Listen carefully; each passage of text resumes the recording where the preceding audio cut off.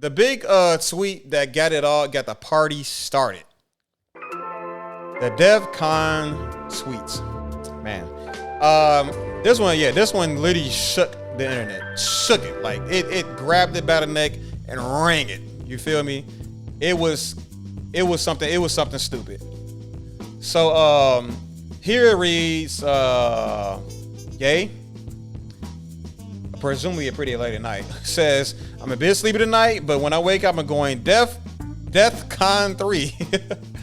He said DEFCON 3 on Jewish people. Oh man. Isn't that amazing? The funny thing is I actually can't be anti-Semitic because black people are actually Jew also.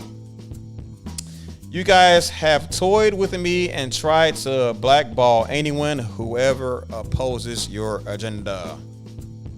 Oh boy. So I need to make a lesson plan or a video or a live stream on the problems of generalizing. I obviously need to do that. Won't be today, obviously, but I do need to make that video. Because when you say you're going DEFCON 3 on Jewish people, it's good to go into specifics.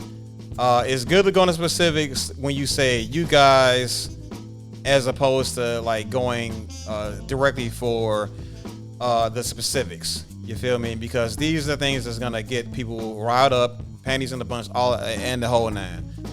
And to be honest, I mean, and to be fair, he did do this for a very specific reason. But so I will give him credit for that, right? To some effect. But again, there is a problem in using and being overly generalized, and leaning too much on generalizations and being overly broad, and when you're making very, very trying statements like this. So to kind of break it down a little bit from my perspective, when he says well, we don't have to talk. I'm pretty sure everybody knows he means DEFCON 3. I don't have to explain this. Everybody should know this part already. But he says on Jewish people. This is the important part. This is the part a lot of people don't understand right now. The funny thing is, I actually can't be anti-Semitic because black people are Jew also, right? So this is the part a lot of people didn't really seem to conceptualize for the masses, and I'm gonna help you do that. There is let's take comedy for example. Let's look at comedy for example. People seem to not have a problem with comedians speaking about themselves or their own group, right?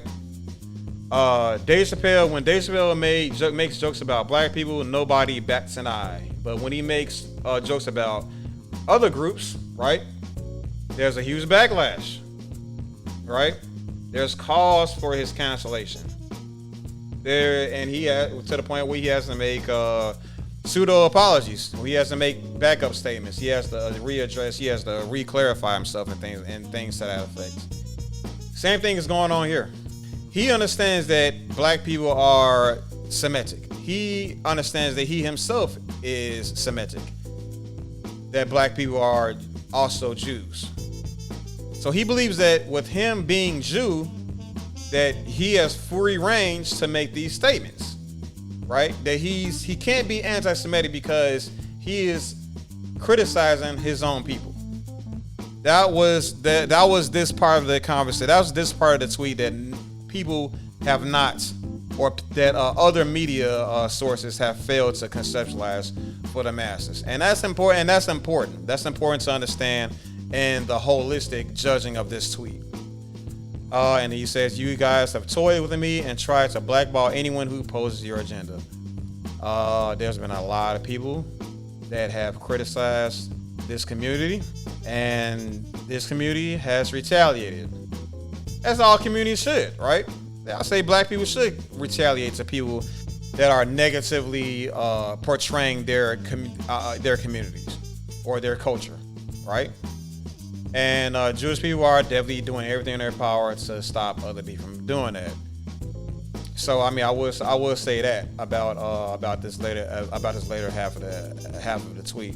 Now at the same time, so the question is, are these people punishing people that are giving them a bad name for reasons of indictments that are actually true, right?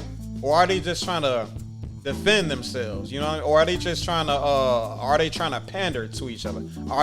Is there a bias clogging their ability to hold each other accountable? You know what I mean? To the point where they will actually defend their kinship, their group. You know what I mean?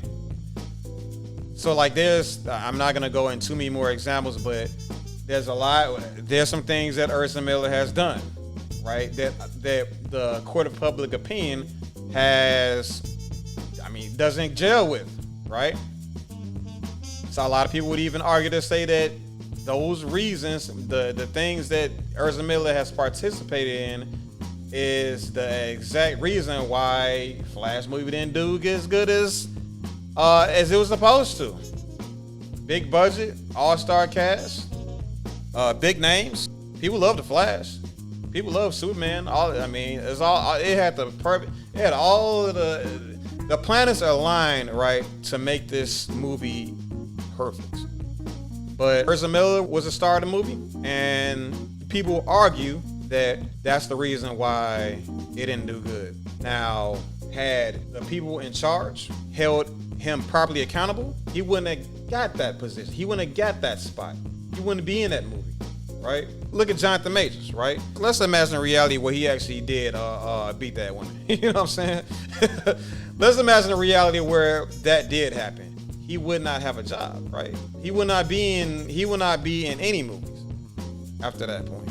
If he did, it'd be like it'll take a long time for him to regain his image, you know.